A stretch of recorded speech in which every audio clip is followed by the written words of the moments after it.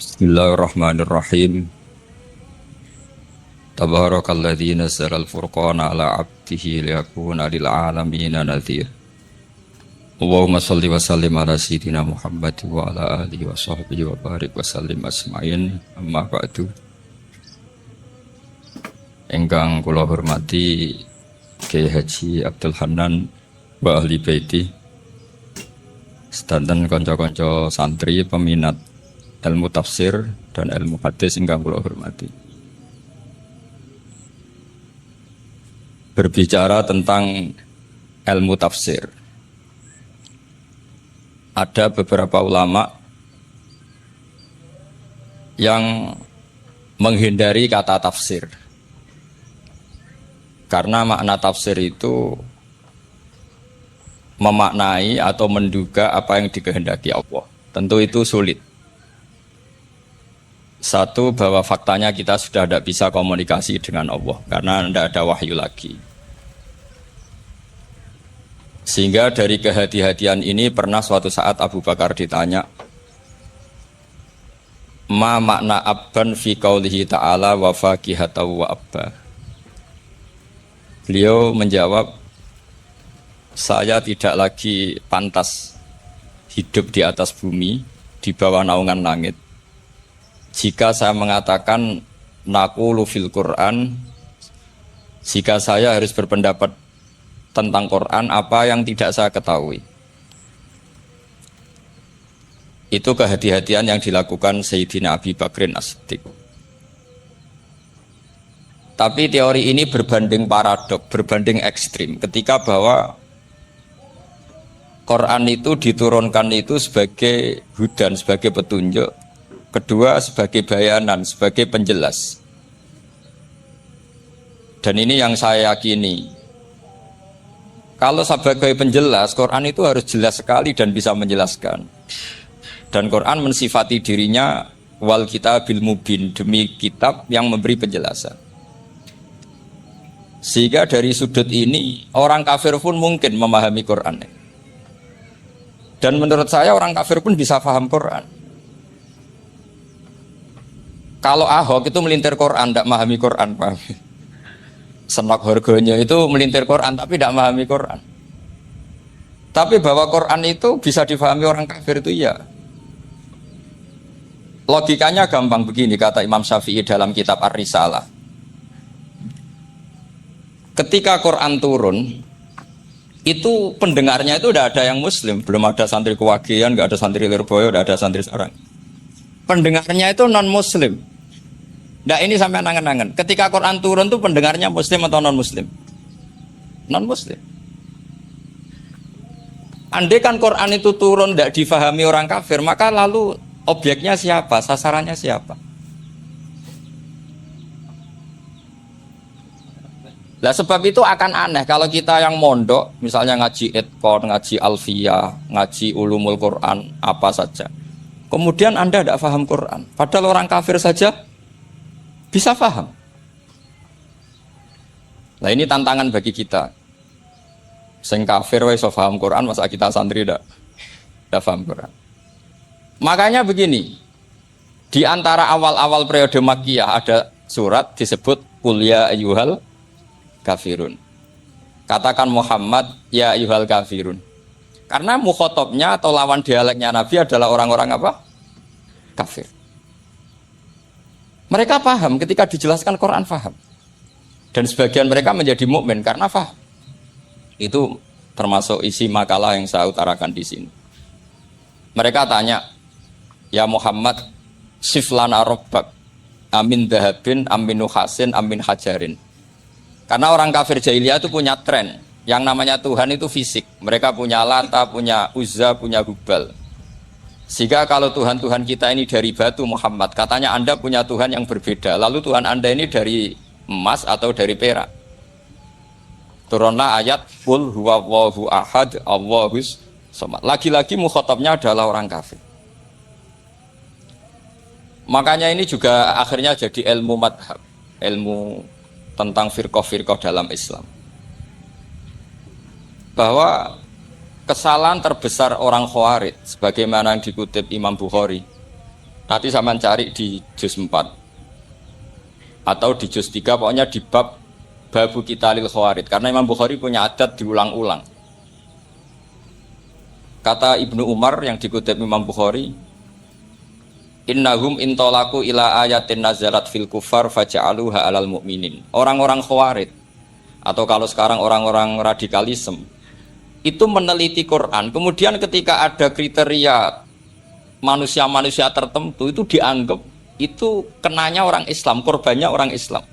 Padahal awal mula ayat ini turun untuk orang kafir atau kritikan pada orang kafir. Ini cilaka betul. Karena logikanya seperti yang dikatakan Imam Syafi'i, ketika Quran turun ini nggak ada orang Islam, yang ada orang kafir. Sehingga mukhatabnya adalah orang kafir. Tapi ayat-ayat ini nanti dipakai Khawarij untuk mengcounter orang Islam, sehingga mereka mudah mengkafirkan kita karena pakai ayat yang dari awal Allah mengkafirkan orang kafir, sekarang ayat itu dipakai mengkafirkan orang Islam. Ini saking gebleknya orang apa? Khawarij.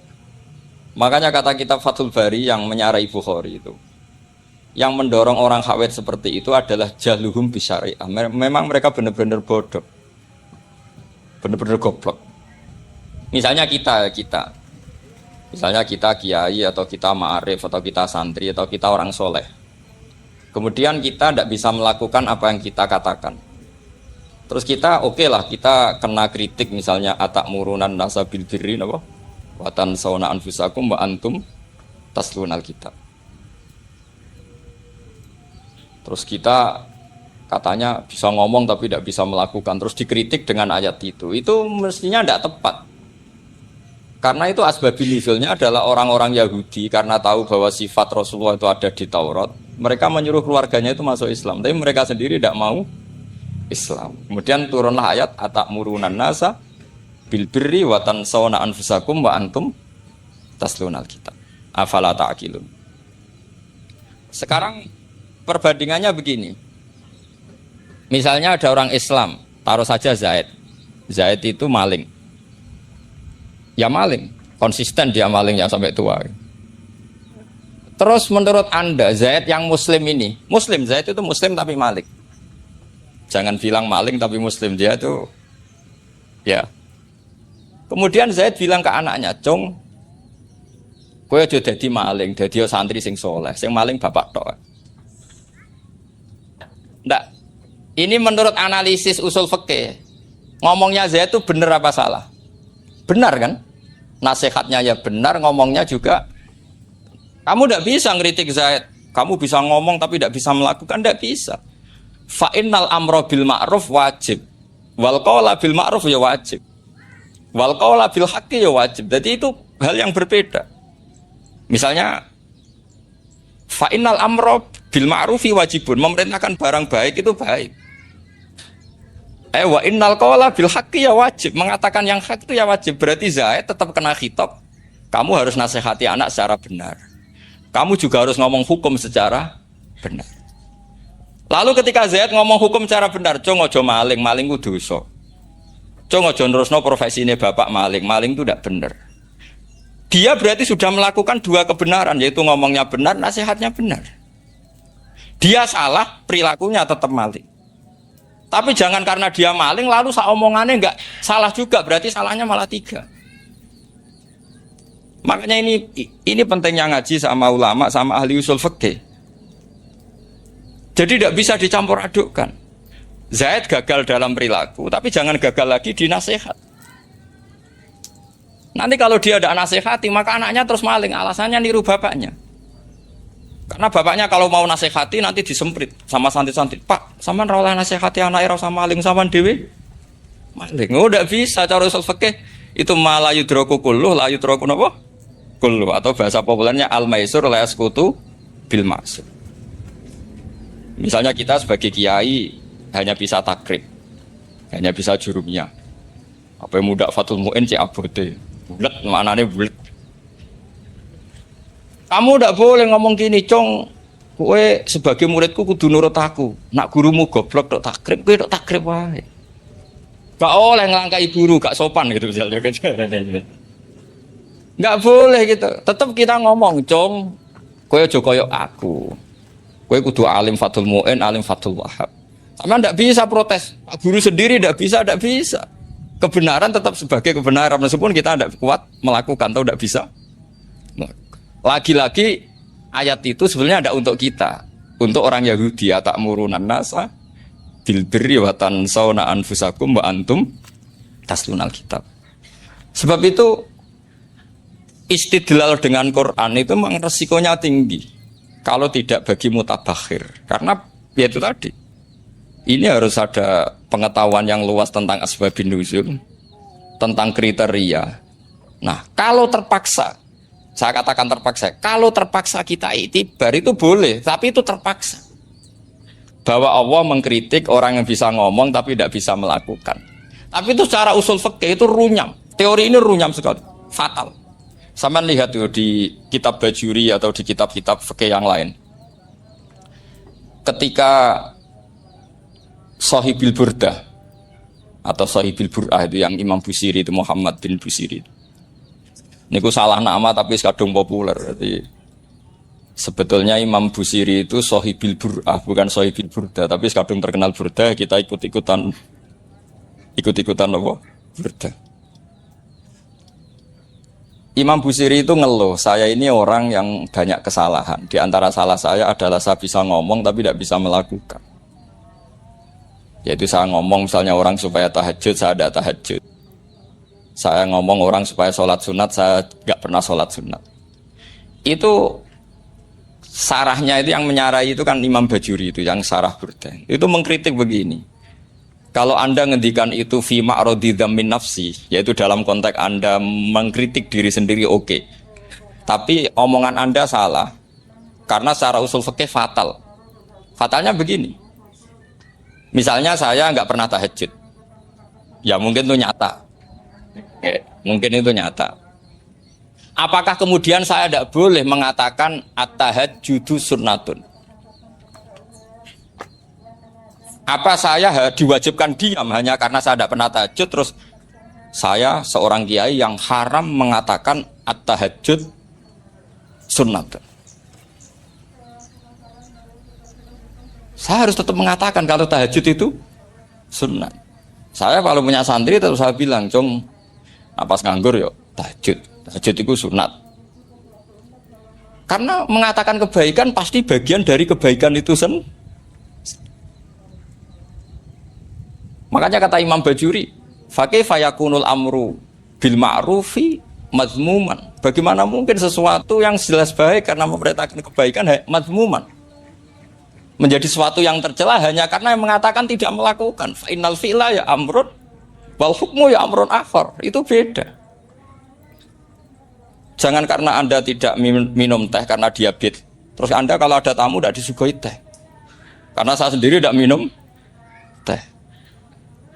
Wah ya repot kalau gitu.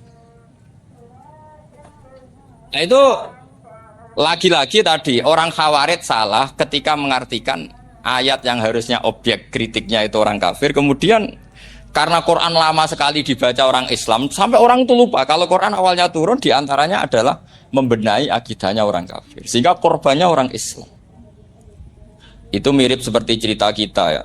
Santri-santri itu kalau punya musuh itu baca Hizib Nasr. Dulu pengarang Hizib Nasr itu musuhnya orang fasik, sehingga dihizib. Santri ora di musuh wong fasik, duwene kancane dhewe, akhirnya kancane yang kena hizib. Nah ini penting saya aturkan ya, sama seperti itu. Lama sekali Quran itu hanya dibaca orang Islam dan komunitasnya Muslim. Sehingga seakan-akan semua kritikan Quran itu pada orang nopo Islam. Padahal jelas Quran ada qul ya ayyuhal kafir. Jelas mukhatabnya orang kafir. Sabda kata lakum dinukum waliyadin. Nah ini penting kalau aturakan. Makanya kalau melihat itu, Quran jelas bisa difahami orang kafir. Bahkan banyak orang kafir yang menjadi muslim karena faham maknanya apa? Faham maknanya Quran. Itu jelas sekali. Itu masyhur sekali dialeknya Nabi dengan Walid bin Mughirah, dengan Utbah, dengan banyak sekali termasuk dengan Abu Jahal, dengan Abu Lahab. Bahkan orang-orang kafir Quraisy itu menyewa namanya Musailama Al-Kadzab. Kalau di sini umumnya baca Musailama apa Musailimah? Trennya di sini. Pakai fathah ya. Itu entah ya, nggak tahu saya yang masalah yang mana itu kan, karena memang kalau dalam ilmu riwayat itu sekali salah baca itu kasus betul, kayak Sa'id bin Musayyab atau Sa'id bin Musayyib itu ketika beliau sugeng itu kalau dipanggil Sa'id bin Musayyab itu marah besar, karena maknanya Sa'id al Musayyab itu yang ditawan. Makanya beliau bilang sayyabatni Irak wa anal Musayyib. Orang Irak mengatakan saya ini ditawan, sebenarnya saya yang menawan mereka. Tapi al-masyhur itu dibaca Sa'id bin Musayyab. Padahal dia tidak mau dipanggil Sa'id bin Musayyab, Sa'id bin Musayyab. Karena nama ini penting. Pentingnya begini. Ini kata Rasulullah kalau sedang guyon, kata Nabi, mbok kamu itu sekali-kali mikir, kenapa saya ini diberi nama Allah Muhammad. Ini hadis sahih di Bukhari, ada di Kitabul Adab. Banyaklah teks ini. Kenapa ya Rasulullah? Allah itu senang bingung wong kafir, kata Rasulullah. Karena Abu Jahal kalau manggil saya jadi bingung. Itu kalau orang Arab kan pasti tahu maknanya. Muhammad maknanya orang yang terpuji. Sehingga kalau Abu Lahab ngomong itu jadi paradok. Hei orang yang terpuji, kamu bohong. Kan jadi aneh. Ya Muhammad kadzabta, hei Muhammad kamu bohong. Kalau diterjemahkan, hei orang terpuji, kamu bohong. Itu akhirnya sahabat tertawa-tawa. Karena cek pinter deh pangeran milih nama kamu ya Rasulullah. Karena ini bingungkan musuh itu. Makanya kalau kamu udah anak kiai, itu anak kamu panggil, namakan saja Agus. Pasti satu pondok manggil Gus semua. Itu aman itu. Boy yang nggak seneng tetap panggil Gus. Karena kalau untuk Gus putra kiai kan butuh di bapak kiai, kan bapak ayah kadung ra kiai itu kan. Itu ada triknya, yaitu anaknya dinamain. Nah, itu Rasulullah itu sudah dipilih sedemikian rupa oleh Allah, perilakunya benar, ahwalnya benar, sak namanya juga benar. Sehingga ketika Abu Jahal, Abu Lahab tahu bahwa nama Muhammad ini problem, karena ini madah itu memuji. Sehingga mereka kalau mencari Muhammad itu bilang, ainal madmum, mana orang yang tercela. Terus orang-orang Quraisy tidak paham, kamu nyari siapa? Akhirnya mereka bilang, ana atlubu Muhammad, dan saya cari Muhammad. Akhirnya bilang Muhammad lagi. Nah itu. Nah, Quran juga main di ranah nama. Sehingga Abu Jahal itu namanya kan Abul Hakam. Orang Islam dari awal memanggil Abu Jahal. Karena kalau sampai kita manggil Abul Hakam, kita akan mengalami paradok. Ya Abul Hakam, hei bapak dari semua kebijakan, kamu begini kan kacau. Makanya itu dari sini orang nggak boleh salah apa? Salah. Ini penting kalau aturakan, karena kadang menganalisis Quran itu satu bilisanin Arabi mubin. Kata Imam Syafi'i, wa innahu latanzilu rabbil alamin nazala bihir rohul amin ala qalbika litakuna minal mundzirin bilisanin Arabi mubin.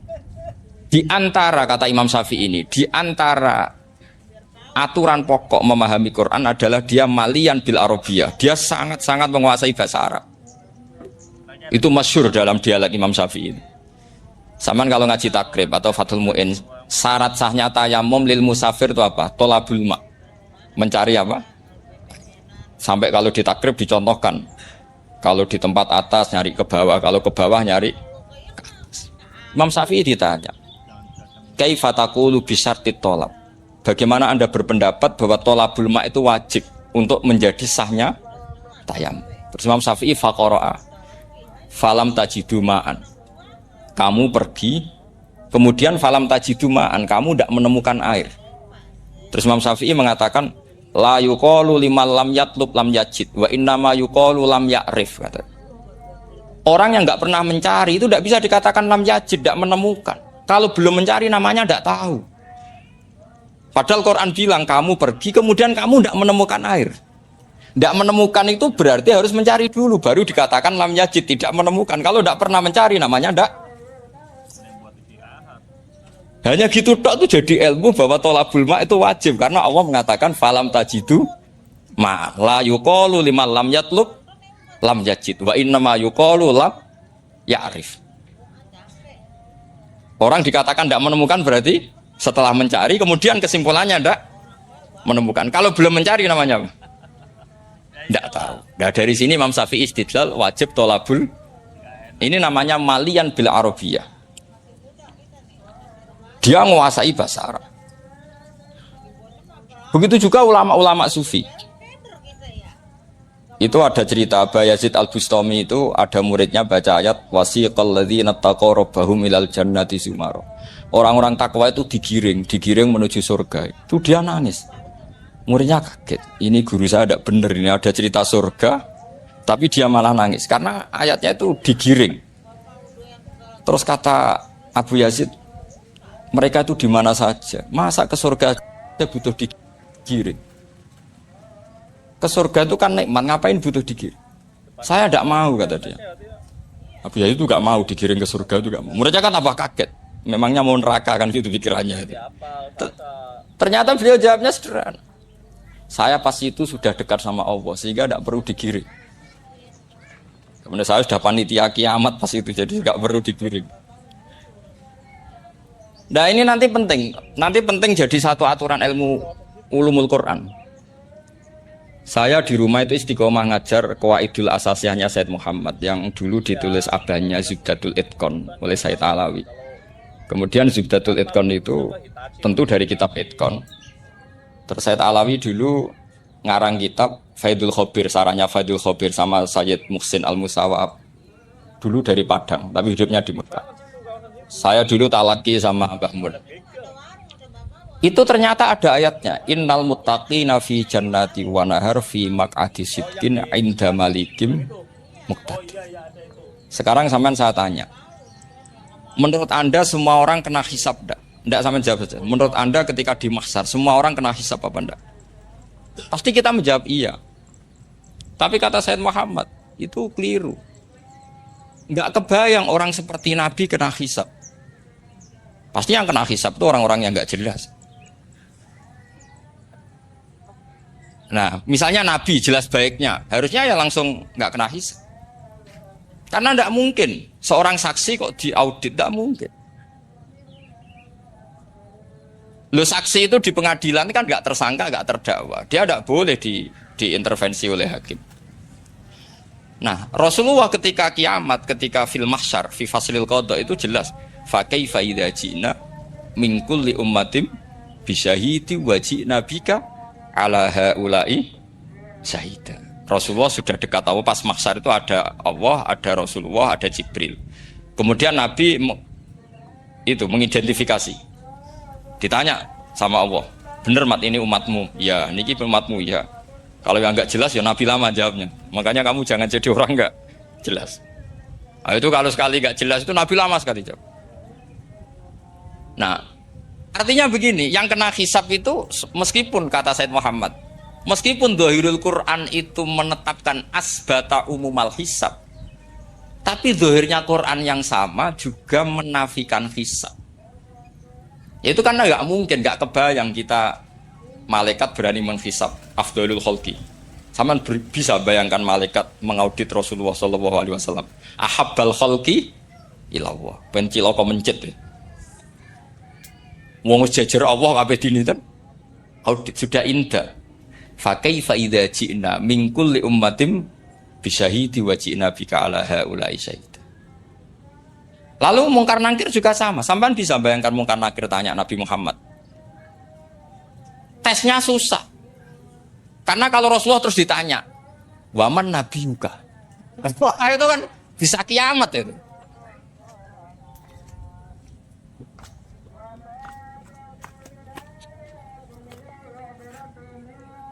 Paham ya?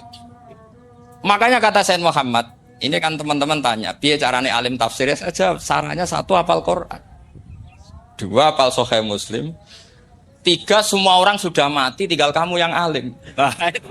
Oh itu mesti aman itu. Nah kalau sampean tanya saya, apa buktinya Gus kalau orang tertentu tidak kena hisab? Ya buktinya tadi misalnya innal ladzina qalu rabbuna Allahu tsummas taqamu tatanazzalu alaihimul malaikatu alla takhafu wala tahzanu wa absyiru. Mungkar nakir adalah malaikat penakut membawa ketakutan. Sementara para wali ini jelas malaikat kena konstitusi. Malaikat harus mengatakan ke para wali Allah takhafu wala tahzanu. Padahal Nabi tentu Sayyidul Auli. Para wali saja malaikat kena aturan kamu harus bilang Allah takhafu wala tahzanu wa absyiru. Hei para wali, kamu jangan susah, jangan gentar, kamu harus gembira.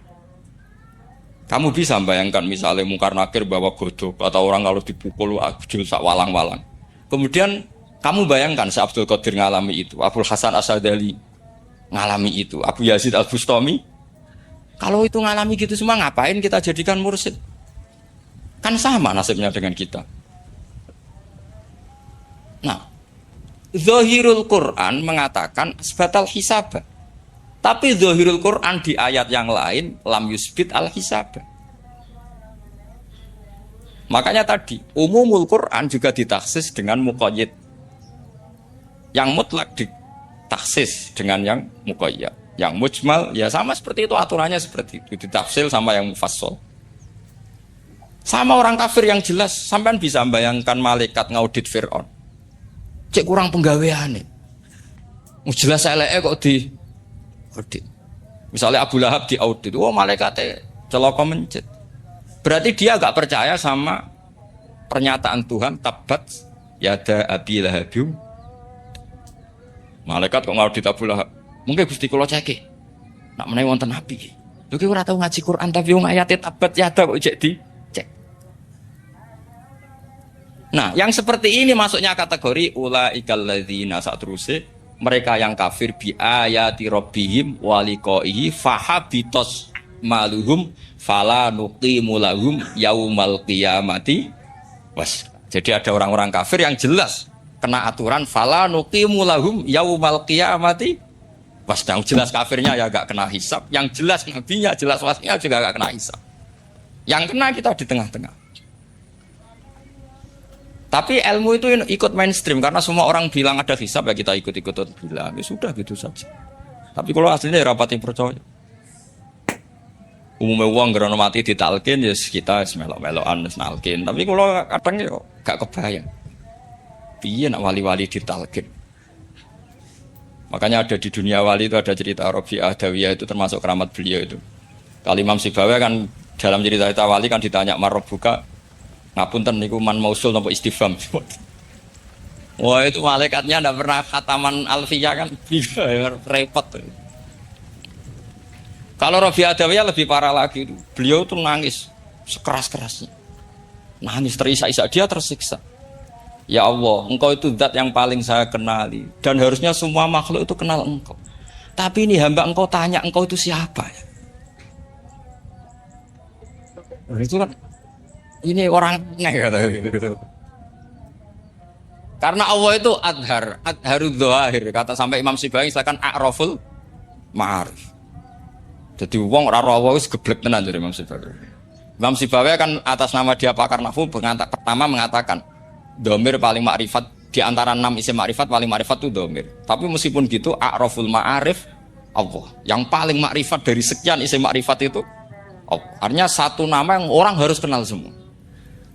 Makanya di antara keramat beliau ketika ditanya wong kok ora tau ngaji fikih men ngaji nahwu wae. Gak tahu dia ngaji carane sesuci, carane iddah to gak tahu ngaji nahwu. Terus dia tanya bima fa'ala rabbuka. Lalu Allah memperlakukan kamu gimana? Terus kata Imam Sibawi, ghafaroli, Allah mengampuni saya karena saya orang yang mengatakan Allahu a'raful. Ini penting kalau aturakan. Jadi makanya kalau sampean tanya caranya ilmu alim gimana? Ya satu tadi, kalau sampean masih banyak orang hidup, syaratnya kamu harus hafal Quran, hafal hadis, hafal sekian ribu hadis, hafal sekian ulumul Quran. Itu kalau masih banyak orang hidup. Kalau sudah kamu sendiri hidup, ya sudah. Pokoknya isokulhu ya salim sendiri kan nggak ada saingannya. Makanya kata Sayyid Muhammad, beliau mengatakan, kita meyakini umum al-hisab ya berdasar zahiril Quran, kita menafikan umum al-hisab bahwa hisab hanya yakhtassu liqaumin duna qaumin juga berdasar zahiril. Kita percaya semua mayat ditanya mungkar nangkir ya berdasar zahiril ahadis. Kita tidak mengumumkan teks ini juga berdasar zahiril ahadis. Karena malaikat mungkar nakir juga malaikat. Berarti dia kena aturan kalau ketemu para wali Allah takhafu wala tahzanu. Paham sih kalau maksudnya? Ini penting kalau aturakan. Jadi makanya aspek ya. Sampai bisa memulai kalau ingin jadi orang alim tafsir bisa mulai dari yang mudah saja, yang fikih saja. Makanya kata Imam Ghazali, kenapa Mu'tazilah jadi segoblok itu? Karena dia tertipu oleh umumatul Quran, oleh tek-tek umum. Dia tidak tahu mukhasisnya. Padahal setiap ayat umum itu pasti ada mukhasis. Misalnya begini ya, kalau kamu maknanya fikih saja, contoh yang paling mudah familiar itu fikih ya. Misalnya kita ngaji Quran, wal mutallaqatu yatarabbasna bi anfusihinna salasata quru. Kalau orang dicerai, itu iddahnya itu 3 kali masa napa? Suci. Apakah aturan iddah seperti ini hal hadhil iddah amatun likulli mutallaqatin am li mutallaqatin makhsusah? Apa ini semua mutallaqah iddahnya pasti salasata quru? Apa orang tertentu? Ya enggak, asal dia mutallaqah pasti iddahnya salasata quru. Anda goblok, Anda salah besar. Kalau misalnya yang dicerai adalah orang hamil, iddahnya apa? Salasata quru apa watil hamli? Watil hamli. Kita butuh ayat lain, wa ulatul ahmali ajaluhunna ayyadun hamli. Sama seperti kita ngaji, walladzina tawaffawna minkum wa yadharuna azwajan yatarabbasna bi anfusina arba'ata asyhurin wa asyra. Asal wanita ditinggal mati suaminya, maka iddahnya 4 bulan 10. Apa semuanya demikian? Enggak. Misalnya orang hamil iddahnya biwatil. Artinya kalau Anda tertipu umumatil Quran, berarti Anda sama dengan menghukumi orang ditolak semua iddahnya salah satu. Sama misalnya orang sekarang dalil-dalil wa may yatawallahum minkum fa innahu minhum. Kalau berkawan orang kafir, maka dia menjadi kafir. Itu kan fatal. Semua nabi ya berkawan orang kafir. Karena dakwahnya memang sama orang kafir. Loh coba, andai kan sampean hafal Quran, itu sama teori itu tuh mungkin menyedihkan. Coba istilahnya Quran, wazkur akho'at, wa ila adin akhawum huda, wa ila samuda akhawum. Terus semua umatnya yang kafir disebut akhawum. Akhaw itu artinya apa? Saudara. Mereka ya berkawan sama orang kafir. Makanya butuh analisis fikih untuk maknani wa may yatawallahu minkum fa innahu. Setelah dianalisis fikih, ternyata semua nabi diistilahkan wa ila madyan akhahum syuaiba, wa ila adin akhahum huda. Akhaw itu artinya apa? Saudara. Kalau sama tanya, lalu logikanya gimana? Kata kitab-kitab kan wa in kana dasarin fajanibhu suratan. Kalau ada teman buruk, jauhi. Kalau teman baik, temani. Kalau cara usul fikih gampang. Kancanan maling dosa, wong kok kancane maling. Tapi nak dakwai maling. Apik kan? Aku ora ngancani kok dakwai dandani, selesai kan? Ngancani maling elek, nak dakwai maling. Demenan rodo elek, nak didik apik kan, itu seperti itu. Nah, ini penting kalau aturaken. Nah di sini ini makanya NU itu punya sejarah panjang, banyak wali-wali yang jadab, yang coro zahir itu kancanan wong fasik-fasik. Orang syariat bingung, ini wali kok berteman orang fasik. Ya kalau kamu bahasakan teman ya masalah, kalau kamu bahasakan ini binaan. Enggak, sama jawab saja, kalau dibahasakan teman masalah enggak masalah kan, tapi kalau dibahasakan itu binaan, selesai kan? Sama, Nabi berkawan orang kafir itu enggak karena berkawan, itu binaan Nabi. Memang Nabi itu jadi Nabi, objeknya adalah mengislamkan orang. Ya berlama-lama Nabi dialek dengan mereka, muasyarah sama mereka. Bahkan Nabi diharuskan bersikap baik sama mereka. Itu yang disebut fabima rahmatim minallahi lintalahum walau kunta fadzan ghalidhal qalbi lan faddu minhu. Tapi sekarang itu orang sudah tidak pakai ilmu. Orang-orang radikalisme itu enggak pakai usul fikih. Pokoknya kalau ada ayat terjemahnya gini ya sudah, itu jadi madhab. Akhirnya kecelakaan seperti ini. Pokoknya kalau ada ayat faqtulul musyrikina haitsu wajadtumuhum wa khuduhum wahsuruhum waq'udu lahum kulla marsad. Sudah hafalnya ayat itu saja. Dia tidak mau ngapalkan misalnya qatilul ladzina yuqatilunakum. Ada ayat lagi wa akhrijuhum yamin haitsu akhraju. Sehingga ulama kita membagi kafir itu ada harbi, kita musuhi, ada zimmi, ada mu'ahad, ada musta'man. Itu ulama karena tahu tidak semua orang kafir itu harbi, tidak semuanya zimmi, tidak semuanya mu'ahad, tidak semuanya musta'man. Kalau harbi oke, kita perang, kalau zimmi ya kita bina. Kalau mu'ahad ya sesuai perjanjian kita, kompensasinya apa, MOU-nya kayak apa. Tapi apalnya mereka ayat satu tema. Nah celakanya kita yang ngaji di pondok-pondok yang katanya spesialis ingin alim tafsir, apalnya ya satu ayat juga. Wah itu kan satu ayat versus satu ayat. Itu ngeri. Makanya kalau sampean tanya saya, ini katanya di acara ini sampean tanya, gimana caranya jadi ahli tafsir? Saya jawab gampang. Caranya itu hafal Quran, hafal hadis, terus hafal ulumul Quran. Ya misalnya Nadoman ya Faidul Khobir lah. Kalau kitab Nasar ya minimal itu setengah lanya itkon lah. Kalau nggak lanya-lanya amat ya agak lanya. Karena kitab tafsir itu gampang, teorinya itu mudah sekali.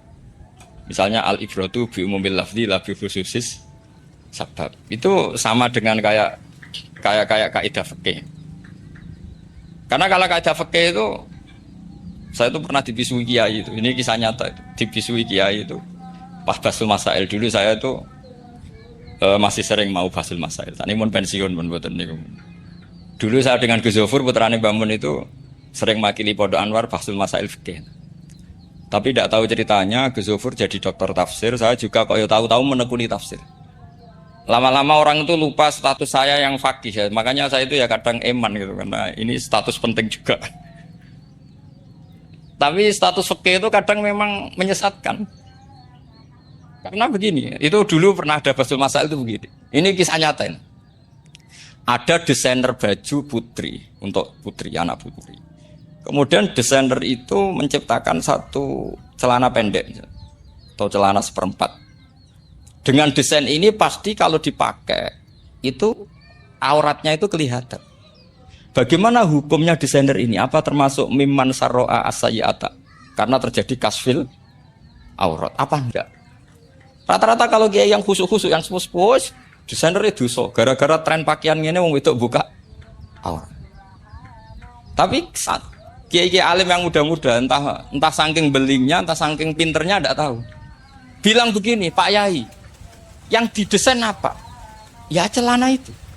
Kalau celana itu fungsinya nutupi apa buka aurat? Ya nutupi. Lu kan lumayan urun nutupi. Kalau haram ya dicopot, lu kan malah parah. Bingung kayak gini. Sampai bilang gini, wah semanis. Itu kan makanya ini guyon ilmiah. Repotnya ngadepi orang alim muda, itu kan mbok gedhingi ku ilmiah, mbok senengi fasik.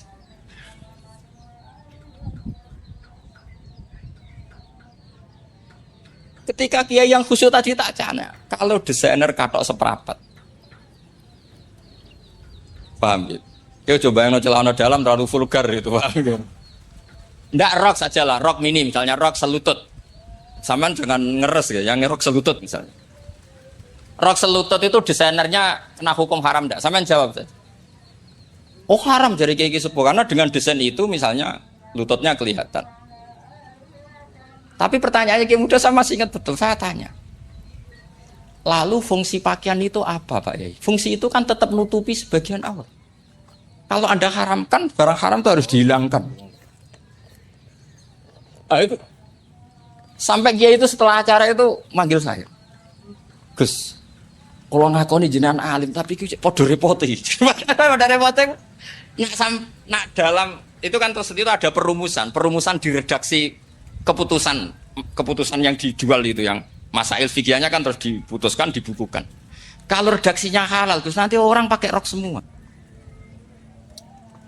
Dan saya balik bantah, kalau redaksinya haram orang nggak pakai rok. Akhirnya itu apa? Kebijakannya lucu. Buak we Gus, pertanyaan itu buak sak jawabannya oh nggih. Jadi kita debat tidak jadi. Ini cerita ilmiah. Makanya sama tidak wajib anut saya. Saya ini terlalu ilmiah, jadi tidak baik untuk kehidupan kesalian kurang baik. Jadi ini, tapi ini ilmu. Tetap kaidahnya fikih ma la yudraku kullu la yudraku kullu. Jangan kalau tidak bisa nutupi aurat semua, lalu jangan sama sekali. Lunggi kan kaidahnya kan gitu, malayu drokukulu, layu drokukulu. Misalnya Anda punya tetangga, nggak mau pakai jilbab, nggak mau pakai pakaian muslimah. Kamu tidak boleh bilang, munisan raklambinan, tidak bisa. Malayu drokukulu, napa malayu drokukulu, nu layu droku napa? Makanya ini kita harus hati-hati. Nah bayangkan sekarang orang neliti Quran itu yutroku kullu. Mestinya kalau Anda meneliti radikalisme, ayat yang terkait radikalisme diteliti semua.